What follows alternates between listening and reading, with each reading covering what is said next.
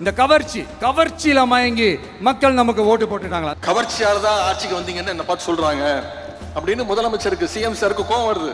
சரி, கவர்ச்சியில் ஜெயிக்காம நீங்க எதை வச்சு ஜெயிச்சீங்க சொல்லுங்க பாப்போம். ஏதாவது ஒரு 2 காரணம் சொல்லுங்க பாப்போம். கலைஞர் மாதிரி இந்திய எதிர்ப்பு போராட்டத்துல கைது பண்ணி போராட்டம் பண்ணி ஜெயிலுக்கு போயிட்டு வந்தீங்களா?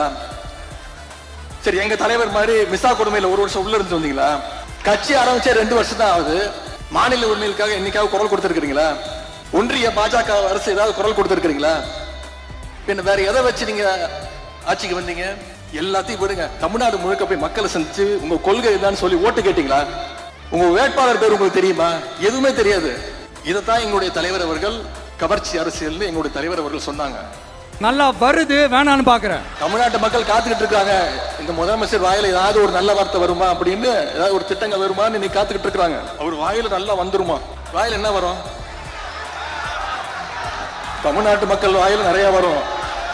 புதுசா அந்த சூட்லாம் போட்டு வரோம்ல, அதை பத்தி கூட நிறைய பேரு, ஏன் நாமெல்லாம் கோட் சூட்லாம் போடக்கூடாதா? அவர் கோட்டு சூட்டு போடுறாருல, அதை நாம கிண்டல் பண்ணிட்டோமா? நாம யாரும் அதை பத்தி எந்த விமர்சனமும் செய்யவே இல்லை. அவர் கோட்டு சூட்டு அவர் போட்டுக்கிறாரு. அதுக்கு ஒரு புதுசா ஒரு விளக்கம் கொடுத்திருக்கிறாரு. அவர் கருப்பு கோட்டு போட்டுக்கிறது பெரியாருடைய கொள்கையா? இதை விட ஒரு மோசமான உருட்டை யாராவது உருட்ட முடியுமா? உங்க ஜோசியரை அபிஷியல் கவர்மெண்ட் அட்வைசரா முயற்சி பண்ணி பல்பு வாங்கின ஒரு உண்மையான பெரியாரிஸ்ட் இருந்தாலும் நீங்க கோட்டு சூட்டு போடுறதுலாம் எங்களுக்கு பிரச்சனையே கிடையாது. ஆனா எல்லாத்துலயும் இன்னைக்கு கோட்டை விட்டுக்கிட்டு இருக்கீங்க. அதைத்தான் நாங்க சுட்டி காட்டிட்டு இருக்கோம். 6 மாசம் அமைதியா இருப்போம்னு சொன்னவங்களாம் 6 நாள் கூட அமைதியா இருக்க முடியல. 6 மாசம் சும்மா இருப்பேன்னு சொன்னீங்களே அப்படின்னு அழுகுறாருங்க. 6 மாசம் சும்மா இருப்பேன்னு சொன்னீங்கல்ல, இப்பெல்லாம் பேசலாமா அப்படின்னு புலம்புறாரு. நீங்க பொய் வாக்குறுதிகள் நிறைய கொடுத்தீங்க. அப்பவே சொன்னோம் இதெல்லாம் நிறைவேற்ற முடியாதுன்னு. அதை செயல்படுத்துவதற்கு தான் உங்களுக்கு 6 மாசம் டைம் அப்படின்னு எங்க தலைவர் சொன்னாரு. எஃபிஷியன்டான அந்த போலீஸ் ஆபீசர்ஸ் டீம் நான் அப்பாயிண்ட் பண்ணியிருக்கிறேன். பெண்கள் பாதுகாப்பான அந்த சிங்க பெண் காவல் படை.